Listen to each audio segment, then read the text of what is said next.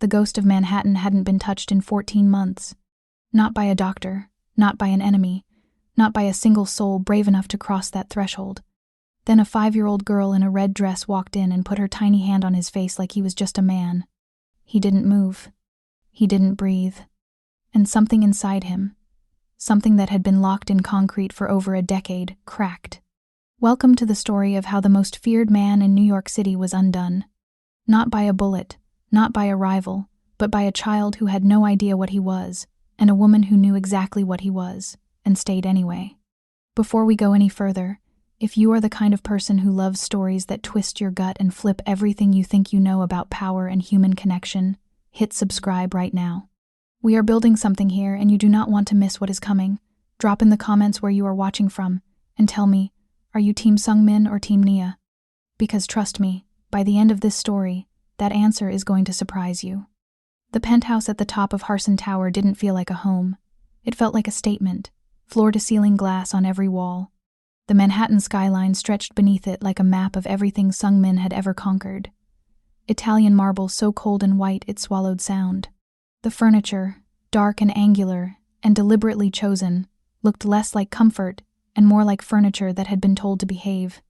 There was no warmth here, no photographs, no soft edges, just the faint ghost trace scent of expensive unlit tobacco, the low hum of climate control, and the kind of silence that doesn't relax you, the kind that watches you.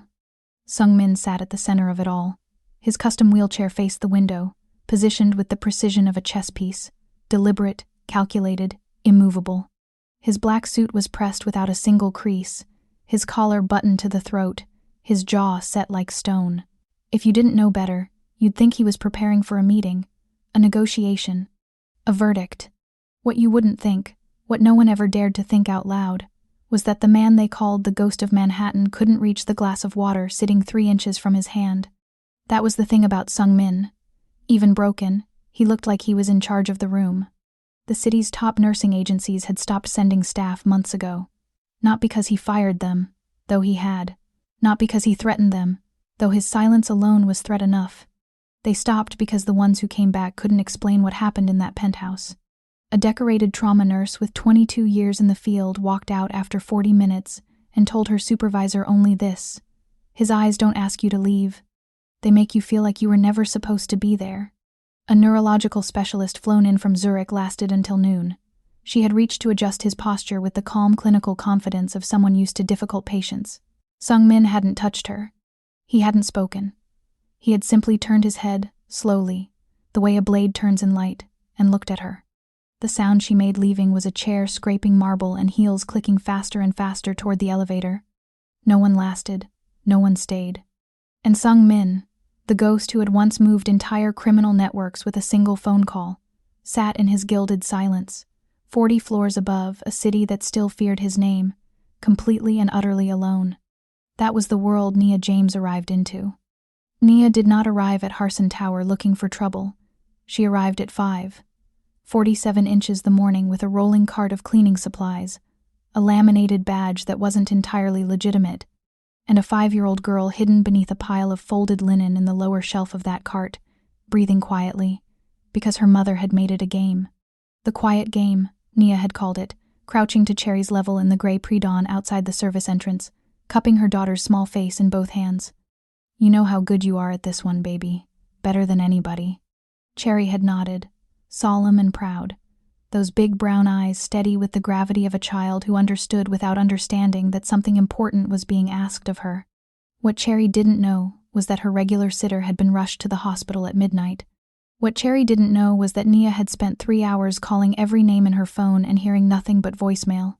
What Cherry didn't know was that if Nia missed this shift, this specific shift on this specific floor, the placement agency would flag her file, and a flagged file meant questions, and questions meant paperwork, and paperwork meant everything. Nia had spent 4 years carefully, quietly, desperately protecting would unravel in a single morning, so she tucked her daughter beneath warm laundry, kissed her forehead, and wheeled her into the most dangerous building in New York City. Nia was 28 years old, and she had the kind of beauty that didn't announce itself. It settled. Dark skin that caught light the way deep water catches the sun. Quietly. From within. High cheekbones. a jaw that stayed firm even when everything behind her eyes was fraying. She kept her hair wrapped in a neat burgundy cloth on working mornings. Practical, she told herself, though the truth was she had learned early that being invisible in rooms like this one was its own form of armor. She settled Cherry in the utility room at the far end of the service wing, building a small nest inside the cabinet beneath the industrial sink. Folded towels for cushion, Cherry's worn stuffed rabbit tucked under her arm, a juice box and a packet of crackers within reach. "Stay here, keep quiet, and I will come back for you every 30 minutes, Nia said. "This is the mission. You are the most important operative." Cherry, who had recently become obsessed with spy cartoons, pressed 2 fingers to her temple in a salute. Nia's throat tightened. She turned before Cherry could see her face. For the first 2 hours, everything held. Nia moved through the penthouse and practiced invisible patterns. The kitchen, the formal rooms, the long glass hallway with its view of a city that looked, from this height, like something that could be owned. She checked on Cherry at 6:15, at 6:47, at 7:20. At 7:51, she returned to the utility room, and Cherry was gone. The cabinet was empty. The stuffed rabbit lay on the floor. The juice box was untouched. Nia stood completely still for 3 seconds, 3 seconds that felt like falling, and then she moved. She checked the service corridor. Empty. The linen storage. Empty. The back stairwell. The supply closet. The small washroom at the end of the hall. Nothing. She came back to the main corridor, and that was when she heard it. Not a sound exactly. More like the absence of one. The particular pressurized silence of the west corridor suddenly holding something it hadn't been holding before. Nia turned toward the study. The door was open. Not wide open. Not dramatically ajar. Just pushed slightly inward, the way a small pair of hands might push it. All weight and zero caution, leaving a sliver of gray morning light falling across the marble floor like a blade. She walked toward it without breathing. She reached the doorway. She looked inside, and she stopped. Cherry was standing in the center of the room, both small hands clasped behind her back, head tilted at the precise angle she always used when she was studying something she found genuinely fascinating. She was examining Sung-min the way she examined tide pools at Coney Island, with calm, absolute, scientific interest. And Sung-min was looking back at her. He wasn't threatening her. He wasn't reaching for her. He was simply sitting in that wheelchair with his hands still on the armrests, his jaw tight, his entire body held in that coiled, contained stillness. And he was looking at Cherry with an expression Nia had never seen on a human face before. Not anger, not menace, something rawer than that, something that didn't have a clean name, something that looked, terrifyingly, like recognition. Nobody had ever looked at Sung-min the way Cherry was looking at him right now. Not with awe, not with calculation. Not with the particular blend of professional composure and barely contained terror that every nurse and every specialist had worn like a second skin in his presence. Cherry looked at him the way children look at things that are simply, genuinely interesting. She took 1 step closer. Sung-min's jaw tightened by a fraction. In another life, before the black SUV and the ambush and the 3 seconds of white-hot silence that had rearranged everything, that fraction of movement would have made a trained enforcer take 2 steps backward. Cherry took another step forward.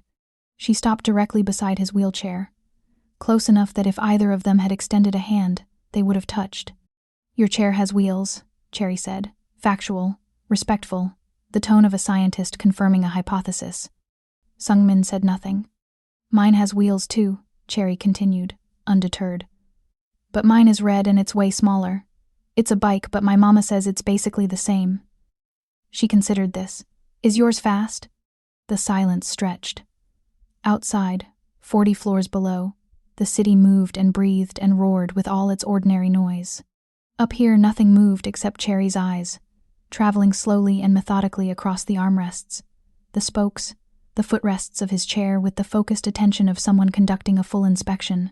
Then she reached into the small hidden pocket of her red dress. Sung-min tracked the movement.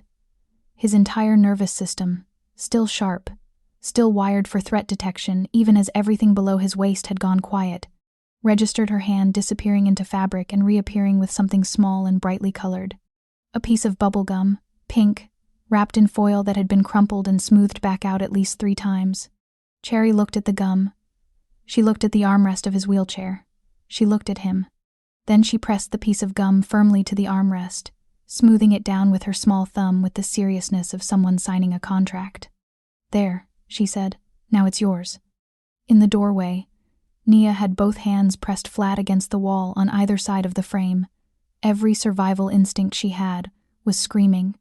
Every careful, calculated, 4 years of invisible survival instinct was telling her to walk in there, sweep Cherry up, and begin whatever apology might possibly be enough. She didn't move. Because Sungmin's face had done something she had no language for. It wasn't a smile. His mouth hadn't moved. But something behind his eyes had shifted.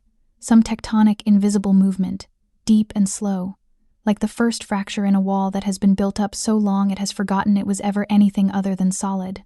He looked at the pink gum on his armrest. He looked at Cherry. Cherry looked back at him with complete equanimity, as though she had just completed a perfectly reasonable social transaction and was waiting patiently for him to catch up. Something moved in his throat. Not words, not yet, just the architecture of them, the physical preparation, the breath pulled in and held, the jaw shifting almost imperceptibly. Nia watched it happen and felt her heart rate do something she couldn't categorize. The moment passed, sealed itself. He looked back out the window, and his face returned to its marble composure, and the room was silent again. But the gum was still on the armrest, and he had not told Cherry to leave. That was the moment Nia should have gathered her daughter and retreated, and spent the rest of the day processing what she had witnessed from a safe professional distance. Instead, without making a conscious decision to do it, she took one step into the room. Sungmin turned immediately. Those eyes, dark and still and carrying a gravity that had nothing to do with physical size and everything to do with the particular density of a man who has seen too much and chosen what to do about it, landed on her face. Nia held her ground. Her pulse was loud in her own ears. Her hands, she noted distantly, had stopped shaking. "I apologize," she said. Her voice came out even, controlled. She was surprised. "She won't bother you again." She crossed to Cherry in 4 steps, took her small hand, and turned toward the door. "She doesn't bother me." The voice stopped her completely. Low, rough from disuse, the texture of something that hadn't been unwrapped in a long time. 3 words, stripped of everything decorative, carrying only their exact meaning and nothing else. Nia turned back slowly. Sungmin was looking at Cherry again. Not at Nia. At Cherry, with that same unreadable tectonic expression that had no name yet. Cherry, for her part, was beaming. What had just happened in this room? And why did Nia feel, with cold and certain clarity, that whatever it was not over? She would be right. Nia told herself it was nothing. She told herself this on the elevator back down to the service level, Cherry's hand warm and small inside hers. She told herself this while she resettled her daughter in the utility room with a second juice box and a firm, quiet instruction that the spy mission had shifted to a strictly stationary phase. She told herself this while she returned to her cart and her schedule and the ordinary rhythm of invisible work. She told herself it meant nothing that the most feared man in the building had spoken 3 words to keep her from leaving. She was a practical woman. She had built her entire life in this city on the architecture of practical decisions, each one deliberate, each one calculated, each one designed to protect the one thing in her life that mattered more than her own survival. Sentiment was a luxury she had learned early she could not afford. Curiosity was a liability. Attachment was a door that, once opened, was very difficult to close. She cleaned the formal dining room. She polished the glass corridor. She told herself it was nothing. At 11:14 in the morning, she found the medication. She wasn't looking for it. She was changing the linen in the secondary guest suite, a room that was never used according to the household log, and yet the bedsheets had been slept in recently enough that the impression of a body was still faintly visible in the pillow. She was processing this quietly when she noticed the slim leather case on the nightstand, half tucked beneath the lamp, the kind of deliberate not hiding that is actually a kind of hiding. She shouldn't have touched it. She knew she shouldn't have touched it. She touched it. Inside were 4 amber prescription vials, all labeled with Sungmin's name, his physician's signature, the standard dosage instructions. Nothing visually unusual. But Nia had spent 2 years before this job working in a pharmaceutical distribution warehouse, and she had developed in that time the kind of functional familiarity with medication that comes from handling it by the thousands. And what she was looking at now did not look right. The fill level in each vial was inconsistent. The seal on the third one had been broken and repressed, not by a pharmacist, but by someone who understood that a repressed seal would pass a casual glance. She held it to the light from the window and watched the way the compound inside moved, slightly viscous, slightly off in color, too warm in its suspension for the formula it was supposed to be. She set it back exactly where she had found it, closed the case, smoothed the bed sheet, returned to her cart. Her hands were steady. Her face was composed. Inside her chest, something cold and methodical had woken up. Someone in this building was poisoning Sung-min. Someone with access to his medication, his room, his schedule. Someone on the inside. She spent the next 3 hours watching the household staff with new eyes. The penthouse ran on a crew of 11. A head of security, a compact, watchful man named Kwon, who communicated primarily in nods. A personal assistant who operated from a glass office near the elevator bank and never looked directly at anything. 4 security rotations working in pairs. 2 kitchen staff. A facilities manager. And Nia, categorized in the system as general cleaning, the lowest visibility role in the building. Visibility, she understood now, cut both ways. Because in 3 hours of watching she saw something a higher visibility employee might have missed entirely. The facilities manager, a heavy-shouldered man named Bae, entering the secondary guest suite at 1:30 in the afternoon with a small bag that he carried in and did not carry out, staying for 7 minutes, leaving with the particular controlled casualness of a man performing nonchalance. And then, at 2:15, the personal assistant, without any interaction, Nia observed, slightly adjusting the schedule for Sung-min's afternoon medication delivery from 3 in the afternoon to 2:45. 15 minutes, a small acceleration. Why move it forward? Why now? Nia stood in the glass corridor with her cart and her steady hands, and her face arranged in perfect professional neutrality, and she thought about 3 words spoken in a rough, disused voice. She doesn't bother me. She thought about a 5-year-old girl in a red dress, pressing a piece of bubble gum to a wheelchair armrest. She thought about the way Sung-min had looked at Cherry. Not like a threat. Like a man remembering something he had lost. She needed to know who was doing this. She needed to know why, and she needed to know both things before 2:45. She had 26 minutes. But what Nia didn't know yet, what she couldn't have known standing in that corridor with her cart and her cold new clarity, was that the person who had ordered the medication altered wasn't a stranger to this penthouse. The order had come from the one person in the world Sung-min had never thought to suspect. And by the time she found out who it was, everything was going to be different. She found the safe by accident. Nia had not been searching for safes. She had been searching for evidence, something concrete she could hold in her hands and understand, and what she found instead, behind a panel in the back of Sung-min's private wardrobe, was a recessed steel door the size of a large book, its digital keypad dark and dormant. She didn't touch it. Not yet. What she touched instead was the framed photograph leaning against the safe.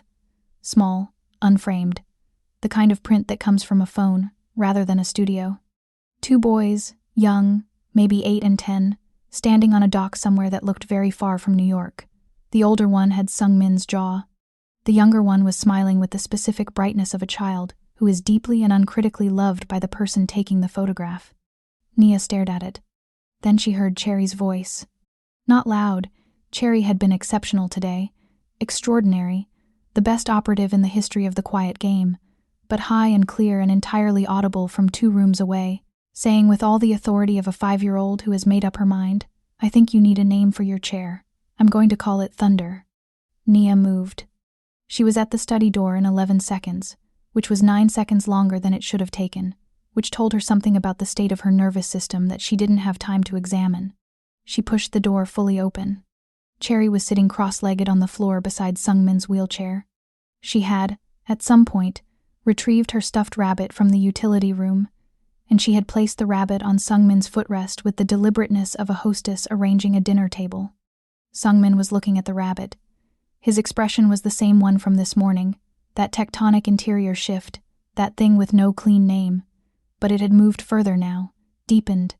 The marble had not broken, but it had changed texture, the way stone changes when water moves through it long enough. "Cherry," Nia said. Her voice came out lower than she intended. "Come here." Cherry looked up. Assessed the situation. Mama, I'm teaching him Thunder's name. Cherry, now. Something in Naya's tone reached her daughter in a way it rarely had to, the specific frequency of a woman who is not performing urgency. Cherry got to her feet, retrieved her rabbit from the footrest with careful hands, and came to Nia's side. We need to go, Nia said. She kept her eyes on the room, on the door, the window, the middle distance, the instinct of a woman who has learned to monitor exits. I'm going to get our things and we're going to leave the building. Leave? Cherry turned to look at Sungmin. We can't leave. I just named his chair. Cherry. The rabbit can stay, Cherry offered, turning back to Sungmin with the magnanimity of a diplomat making a final concession. So you're not lonely. Nia reached for her daughter's hand. Stay. The word landed in the room like something physical. Not loud, Sungmin's voice had no need of volume, but with a weight that moved through the air and settled against every surface, including Nia's sternum, where it sat like a held breath. She turned. Sungmin was not looking at Cherry this time.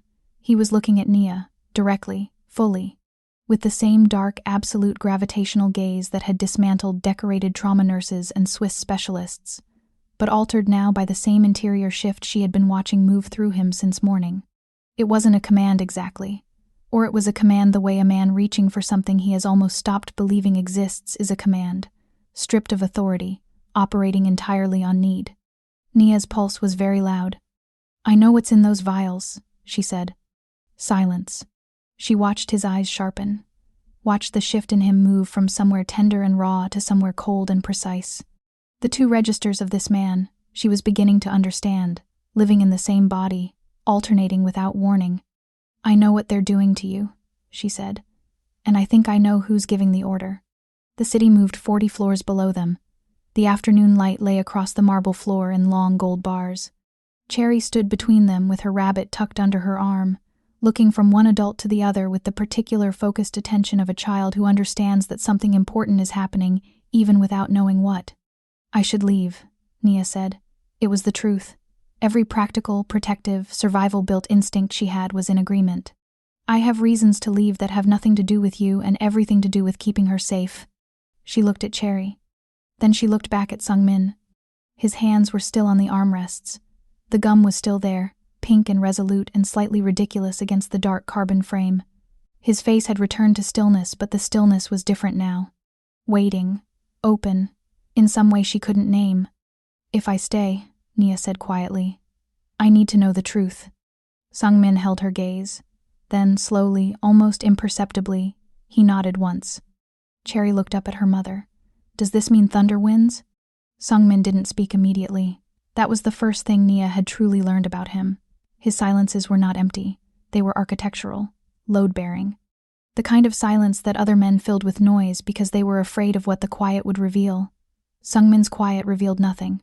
It contained everything. He looked at her for a long moment, long enough that Nia felt the inspection of it, felt it move across her face the way cold air moves across skin, identifying every surface, every angle, every place where the armor wasn't quite flush. Then he looked at Cherry, who had settled herself back on the floor and was now conducting what appeared to be a quiet and serious conversation with Thunder's left wheel. Put her to sleep first, he said. His voice was still rough, still carrying the texture of long disuse. But it had warmth in it now, a buried, reluctant warmth, the kind that doesn't know it's there yet. Nia took Cherry to the utility room. She built the nest again, towels, rabbit, the soft weight of a child who was already half asleep before her head touched the folded linen. Because 5-year-olds who have conducted full diplomatic missions and named 2 pieces of furniture in a single day have nothing left to prove to consciousness. Nia smoothed Cherry's hair back from her forehead, pressed her lips there for one held second. Then she straightened, adjusted her expression, and walked back down the corridor to the study. Sungmin had moved his chair to face the room's second window, the one that looked not at the Manhattan skyline but inward, toward the penthouse's enclosed garden terrace, where a single magnolia tree grew in a stone planter, white-flowered and improbable, 40 floors above the earth. He was looking at it when she entered. There's a safe, he said, without turning. Behind the wardrobe panel. Nia went still. I saw it. You didn't open it. No. Now he turned, that gaze again, assessing, precise, but but carrying something new at its edges, something that might have been, in another man, the early shape of respect. Why not? Because it wasn't mine to open, Nia said. A beat. Then he said, 0318. He held her eyes. That's the code. She didn't move immediately. She understood, with the instincts that 4 years of survival had sharpened into something close to clairvoyance, that this was not a casual offer. This was a test with weight behind it, the kind of test where what you did with the information mattered as much as the information itself. She crossed to the wardrobe, entered the code. The safe opened with a sound like an exhaled breath. Inside was a folded document sealed in clear protective casing, a set of military commendations she didn't recognize the language of. A single photograph, different from the one outside, this one larger and more formal. Sungmin standing, younger, in a dark corridor somewhere institutional, his arm around a boy of perhaps 12 who had his same jaw, his same posture, his same absolute refusal to perform ease for the camera. And beneath everything, a medical report. Recent, dated 11 months ago. She read the relevant paragraph twice. Then she closed the safe, turned back to Sungmin. The injury, she said carefully. The report says it wasn't sustained in a confrontation. She paused. It says you placed yourself between an armed vehicle and a child during an ambush. That's why the spinal damage is frontal. You were facing the impact. The room was very quiet. The child survived, Sungmin said. It wasn't an answer. It was the only part of the story he considered relevant. Nia looked at him. Really looked at him, the way she hadn't allowed herself to since that morning. This man, in his perfectly pressed suit, in his engineered chair, with his carved marble composure, and his voice like something that had forgotten how to be soft, and was slowly and reluctantly remembering. This man who had shielded a stranger's child with his body, and then spent 14 months being slowly poisoned in his own home by the one person who should have protected him in return. Your brother, she said. The shift in his face was subtle and total, like a door closing somewhere very deep. How long have you known? She asked. Long enough. Then why haven't you? Because I needed to know who else. His voice was flat now. Operational. The warmth had retreated entirely, and what was left was the man the city feared, cold and precise and thinking 3 moves ahead of every room he was in. The medication is the visible piece. There are others. Nia set the photograph down on the table between them. The one of the 2 boys on the dock, the older one with Sungmin's jaw. That's him, she said, not a question. Sungmin didn't look at the photograph. He was 8 in that picture. What happened to him? The silence this time was different. Not architectural. Grieving. The kind of quiet that has been carried so long it no longer feels like weight. It just feels like the shape of the person carrying it. He decided, Sungmin said finally, that being my brother cost more than being my enemy. Nia absorbed this. Outside, the magnolia tree moved in a wind she couldn't feel from inside the glass, its white flowers opening and closing like slow breath. She thought about Cherry asleep in the utility room with her rabbit and her unearned trust in the safety of the world. She thought about the medication vials with their repressed seals. She thought about a boy of 8 on a dock, smiling. What do you need me to do? She asked. Sungmin looked at her for a long moment. In his eyes, beneath the precision, beneath the cold, something moved, brief, unguarded, gone before she could name it. Nothing yet, he said, but stay close. Why was Sungmin waiting? What was he building toward? And why, in a building full of trained security, had he chosen to trust the woman whose name wasn't even in the official staff record? Nia didn't ask. Not yet, but she felt the question settle into her bones like weather, the kind you don't see arriving until it has already changed everything. 3 days passed. In 3 days, Nia learned the following things. Sungmin slept 4 hours a night, always between 2 and 6 in the morning, in a chair positioned facing the door. He drank his coffee black and took it at exactly 7, not because he was rigid, but because routine was how he maintained the illusion of control over a body that had stopped taking his orders. He read in 3 languages. He did not watch television. He had, at some point during those 3 days, begun to time his movements in the study to coincide with Cherry's arrivals. Nia noticed this on the 2nd day. She didn't comment on it. What she did comment on, to herself, privately, in the utility room during Cherry's afternoon rest, was what it did to her own chest when she watched it happen. The way he tracked Cherry's movement across the room with those dark, measuring eyes. The way his hands, so still on those armrests, would relax, fractionally, almost imperceptibly, when Cherry's voice entered the air. It was the kind of thing you could only see if you were looking for it. Nia was looking for it. That was the problem. She was looking for too many things where this man was concerned, and not all of them were professional. On the morning of the 4th day, the power went out. Not gradually, not the flickering apologetic failure of an overloaded circuit, but completely, instantaneously, every light and screen and electronic lock in the penthouse dropping to black in a single surgical cut. The climate system died mid-cycle. The elevator indicator above the main doors went dark. From somewhere in the building's lower levels came a sound that was less mechanical failure and more deliberate silence, the sound of systems being shut down from the outside. Nia was in the kitchen when it happened. She moved without thinking, down the corridor, past the dark glass walls where the city still blazed 40 floors below, indifferent and brilliant, into the study where Sung-min was already in motion. Not panicked motion, precise motion. His chair moved to the center of the room and stopped, and he was already looking at the door when she came through it. Cherry was behind her, warm and rumpled from sleep, one hand fisted in the back of Nia's uniform. "Stay behind me," Nia said quietly. Sung-min's eyes moved to the door, to the window, to Nia's face. A rapid triangulation she recognized as threat assessment, clinical and immediate. "How many people know you're here?" he asked. "Nobody." She paused. "Nobody official." Something shifted in his expression. "Filed, stored, good. What's happening?" He didn't answer immediately. His right hand had moved to the armrest of his chair, not gripping it but resting against a specific panel on its inner surface, the gesture casual and deliberate at once. The way a musician's hand rests on an instrument they have been playing so long, the motion is cellular. "My brother," he said, "has decided to accelerate his timeline." Nia felt the cold move through her.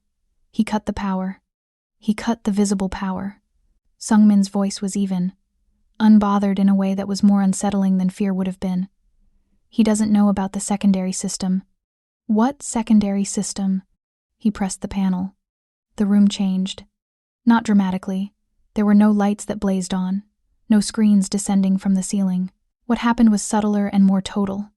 A low, nearly subsonic hum moved through the floor, through the chair, through the air, and every dark screen in the room came alive simultaneously with a blue-white glow that was different from ordinary electricity, colder, deeper, the kind of light that doesn't come from a wall socket. On the largest screen, a grid appeared. The building, she realized after a moment, every floor, every corridor, every room mapped in fine blue lines, populated with moving signatures that she understood, with a lurch, were people. "Neural-linked secondary network," Sung-min said. "Independent power source, dark web routing. It's been in the chair since construction." He looked at the grid. "The building is currently running on my system. Every lock, every camera, every environmental control."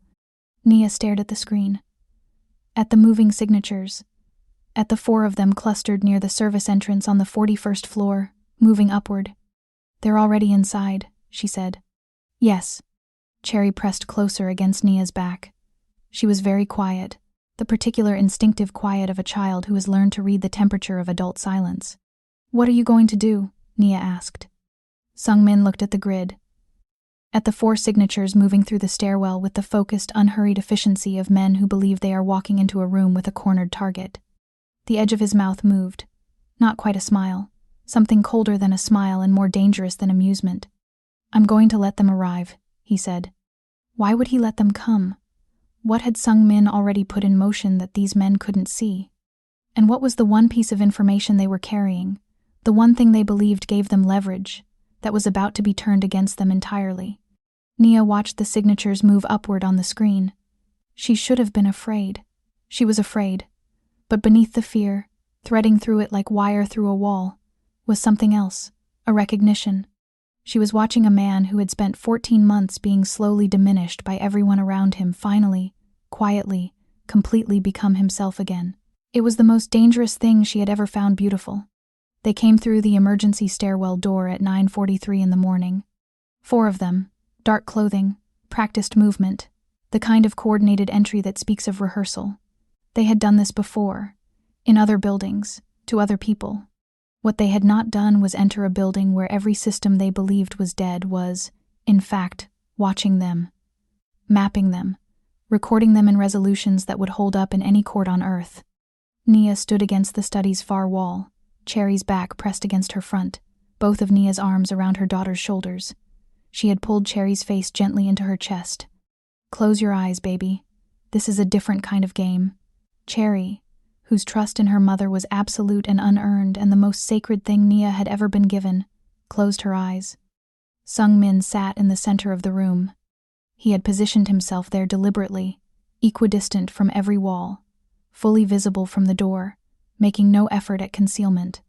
When the four men came through the study entrance and found him simply sitting there in the low blue light of his secondary system's glow, the lead one faltered for a single telling step before recovering his composure. "Ghost," the man said. The name carried the particular weight of someone who has rehearsed this moment and arrived to find it different from the rehearsal. Sung-min said nothing. "You've been running this city from a wheelchair." The man's voice was performing contempt but landing somewhere closer to uncertainty. "Your brother says it's time to retire." "My brother," Sung-min said quietly, "has been making decisions about my timeline for some time now. He's been doing it since he hired someone to adjust my medication in March, and again in June. And every month since." He paused. "I've been letting him." The lead man's composure shifted, a hairline fracture, barely visible. "I want you to notice something," Sung-min continued, conversationally, as though they were discussing weather or the performance of markets. "You came in through the service stairwell. The door logged your biometrics at 9:41. The cameras in the corridor are dark, which I understand you confirmed before you entered. You checked the camera housing on the 39th floor yourself. The housings are dark. The cameras inside them are not." Silence. "At 9:42, your team leader made a phone call on a device he believes is encrypted," Sung-min said. "I have the full transcript. He also accessed a financial routing account from a server he believes is private. I have the account number, the routing history, and the names of every individual that account has paid in the past 36 months, including the 6 federal officials on that list." The room was very still. "I have not called anyone," Sung-min said. "I have not locked this door. You are free to leave." He let that settle. "What you will find when you leave is that your financial infrastructure no longer exists. Your accounts have been liquidated and the funds transferred to organizations that will ask uncomfortable questions about their origin." The offshore structure collapsed at 9:45. The FBI field office in Lower Manhattan received a complete financial disclosure package at 9:46. He looked at each of them in turn, unhurried, the way a man looks at something he has already finished thinking about. The Nakamura Syndicate received a different package at 9:47. They are, I understand, less patient than the federal government. The lead man had gone the color of old ash. "You came here to erase a ghost," Sung-min said. "The difficulty with ghosts is that you can't erase what isn't entirely present." He tilted his head slightly. "Leave. Tell my brother what happened." "Tell him," I said. "Not yet." They left. Not running. Running would have been a dignity. They moved with the specific, terrible efficiency of men who understand they have already lost everything and are now simply navigating the distance between here and whatever comes next. The door closed behind the last of them. The room held its silence for 3 full seconds. Then Cherry lifted her face from Nia's chest, looked at Sung-min, assessed the situation with her full professional attention. "Did you win?" she asked. The sound that came out of Sung-min was so unexpected, so structurally different from anything that had come out of him in 14 months, that it took Nia a full second to identify it. Low. Involuntary. Genuine. Not a laugh exactly, but the shape of one, the bones of one, the body remembering that this was something it once knew how to do. Cherry nodded, satisfied. Thunder wins again. Nia's throat tightened so completely she had to look away. She looked at the window, at the magnolia tree and its stone planter, at the city beyond it blazing with ordinary life. When she looked back, Sung-min was watching her. Not the way he had watched her in the beginning, with that assessing threat-mapping precision, the way you watch something you have decided matters. Quietly, carefully, as though looking away would cost something. What was Sungmin's brother going to do now that his first move had been dismantled? And what did not yet mean? What was Sungmin still waiting for, still building toward, in the silence he kept between himself and the answer? Nia held his gaze, and did not look away. The magnolia bloomed on a Thursday. Nia noticed it first, the way the flowers had opened fully overnight, white and deliberate against the gray morning sky, as though the tree had made a private decision while the rest of the world was sleeping. She was standing at the terrace door with her first coffee of the day, still in the quiet before Cherry woke, before the building's rhythms resumed, in the particular stillness that belonged only to this hour. She had been here 11 days now, 11 days since Cherry had named a wheelchair Thunder and changed the atmospheric pressure of this penthouse entirely. 11 days since Nia had opened a safe and read a medical report and made a decision she still hadn't fully examined. 11 days since 4 men had walked out of this building into the ruin of their own lives, and the ghost of Manhattan had made a sound that was almost a laugh. She understood, with cold and quiet clarity, in serious trouble. Not the kind she had been navigating since she arrived in this city. Not the documentation kind, the subsistence kind, the invisible woman in a building that could destroy her kind. A different kind entirely. The kind that has a face. The kind that sits in a dark room at 2 a.m. reviewing financial architecture by the blue light of a secondary network, and looks up when you bring coffee, and says nothing, and takes the cup with a hand that brushes yours for less than a second, and yet, she had felt it for 4 days before she admitted it, and admitting it hadn't helped. Sungmin had spent the past week doing what she was beginning to understand was his version of opening. Slowly, methodically, without announcement. He had begun eating at the table instead of beside the window. He had answered Cherry's questions about Korea with the careful patience of someone rediscovering that they enjoy being asked things.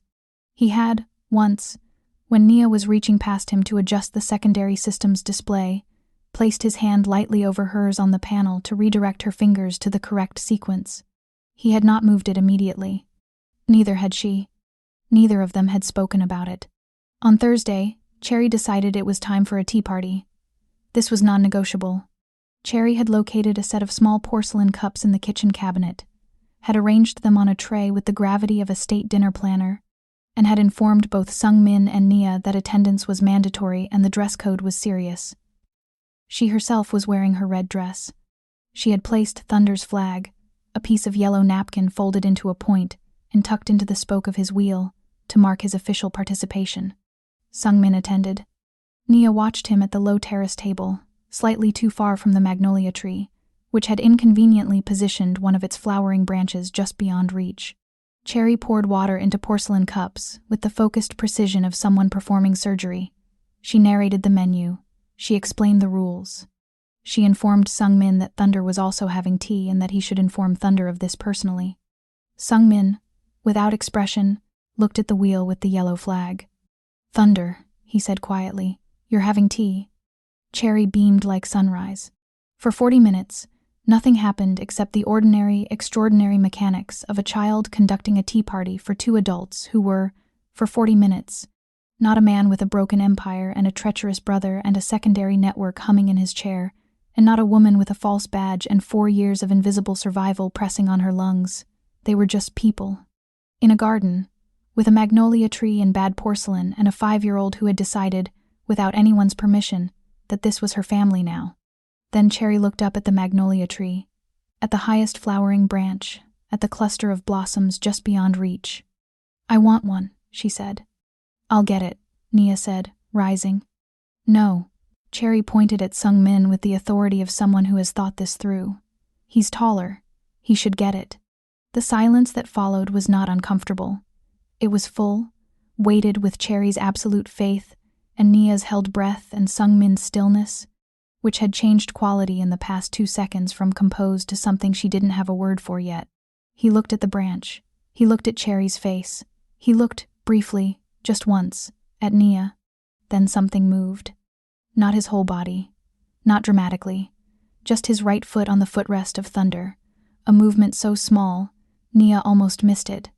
A shift, a pressure, as though the body, long silent, had heard something it recognized and moved toward it before the mind could intervene. His toe, lifting, settling, lifting again. Cherry hadn't seen it. She was watching the branch.